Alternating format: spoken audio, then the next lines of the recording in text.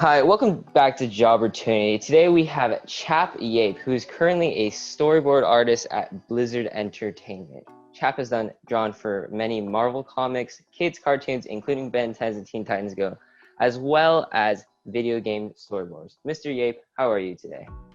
I'm doing well. How are you doing, Noah? I'm doing well as well. Today we are asking him a few questions about his job. Start off, can you briefly explain your profession or what you do in a nutshell? Basically, I'm an artist. I deal with storytelling. So whether it's in comic books or storyboards or design for television, animation, or video games, it's kind of what I do. It's all around storytelling and drawing and designing stuff and basically, using my mind to be creative. So what shows/comics have you drawn for? You listed a lot of them actually in the beginning, but shows, I've been on Ben 10 for a long time. I worked on shows like Godzilla. This is probably back in the 90s, so you probably don't remember it, but Batman, Jackie Chan Adventures, quite a few. I worked on a Teenage Mutant Ninja Turtles, a bunch of comic books as well for Marvel and for Image Comics. I'm not sure if you know what Image Comics is, but they're responsible for like Walking Dead, a bunch of TV shows and stuff right now. So why did you initially pursue this career over others? I always liked drawing since I was little.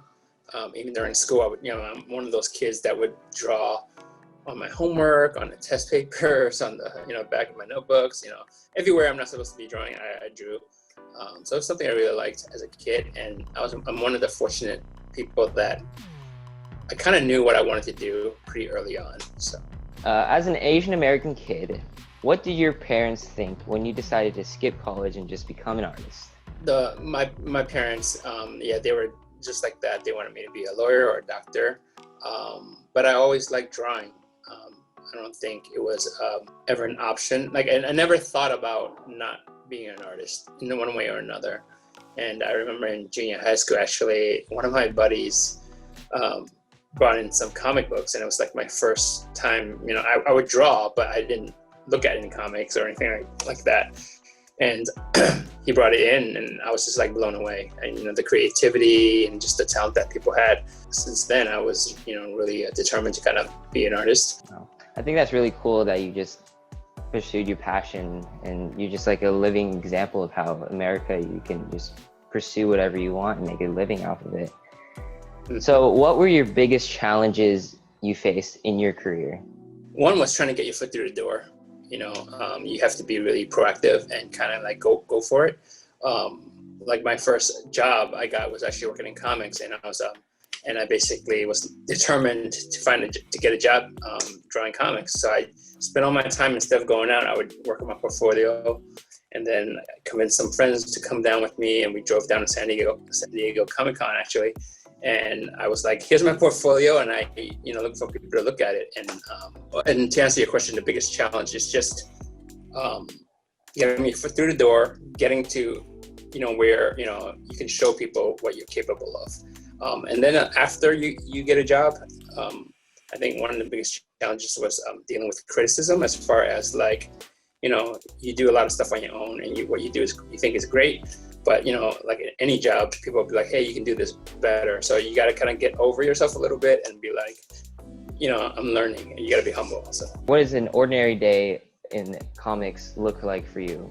I'm actually at Blizzard right now. It's a little different right now just because of the whole COVID stuff or whatever. A normal day would be, I get into work, you can see my coworkers, my buddies, we hang out a little bit, see how they're doing. And then I just get to work. I mean, we usually have our assignments scheduled. We have a quick meeting, kind of everybody, gives updates on what they're doing, what projects they're working on, and where we're at, and if we need help or we're good. And then we just jump into it, and we have, we have scheduled meetings where we go over stuff with, different departments. And but overall, it's just doing the work. And getting the teams to kind of buy into it, and then once we're done, we pass it on to the next crew who like builds the models and do all that stuff. So it's a pretty And then we usually end the day around 6. If we start at 9, we end about 6. And by 6 o'clock, we're pretty tapped out as far as like creativity. You go home and relax a little bit. All right, so what is one thing you love and one thing you dislike about this job? I think I touched on it a little bit earlier, but I love just the creative side of it and collaborating with people and seeing a vision come together, you know, from like formation of an idea to the finished product that you're seeing it on the screen and it's moving. I think that's a very rewarding, and then seeing people react to it. And I think the negative would be just sometimes, not all the time, you know, the deadlines and the pressure of being creative on demand. You know, you need something done by, but you know, you need to be creative to do it. So sometimes it's kind of hard to force creativity, but sometimes you don't have a choice. And I do find that in those situations, sometimes the best ideas come when you're like under the gun and you're under the pressure to like create something. And sometimes you do something great, and sometimes you don't, but you know. What are the qualities that are required to become an artist? I think having a clear idea of how you want to apply your talent, because art, you know, is very broad. You know, it's a very broad field. You can do a lot of different things. Just kind of know what area of art that you want to focus on. I think will really help you kind of hone those skills. Because sometimes, you know, people, they hone a bunch of skills, which is good too, but you really sometimes want to just narrow it down to certain skills that you know you're going to need. I think you can always, as long as you work hard, I think that's your key, because there's always going to be people more talented than you know, better than you. But if you work hard, you're always able to compete. What is one thing, if you had one thing to tell someone, what would you tell them if they wanted to become what you are today, like an artist? I would say just don't give up. Keep pushing for your dream. You know, whatever you want to do, you know, whether it's an artist or something else, to just go for it. You know, and sometimes you got to make things happen for yourself. You know, sometimes you get a door shut on you, and it's very easy to kind of just walk away. But sometimes you got to just go, you know what, I'm going to go knock again one more time and really, you know, make it happen. So sometimes it takes a little bit of that. And then once you kind of break down some barriers and your foot's in the door and you're there, it gets a lot easier, because you build relationships and you build resume and you build just experience. But you just got to get your foot in that door. So I would say determination. Yeah.